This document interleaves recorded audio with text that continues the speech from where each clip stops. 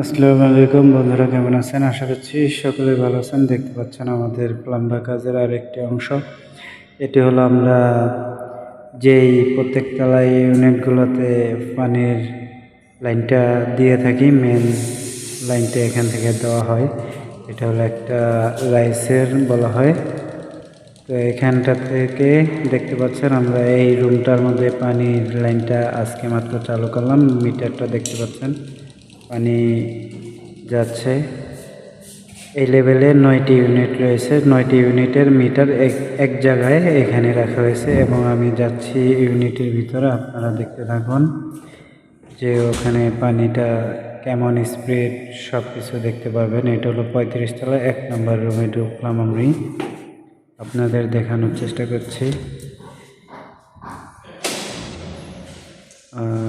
দেখতে থাকুন।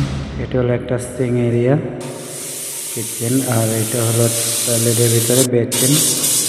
তো বেসিনটা দেখতে পাচ্ছেন পানি এখন ছাড়া হয়েছে, সেজন্য একটু যে আপ ডাউন করলো, বাতাস পেয়েছে ভিতরে। তো দেখতে পাচ্ছেন মোটামুটি ভালোই প্রেশার রয়েছে পানিটা। এটা আমরা কোনো পাম্প ব্যবহার করতেছি না, আমরা পাম্প ছাড়াই এটার পানিটাই স্প্রে করছে।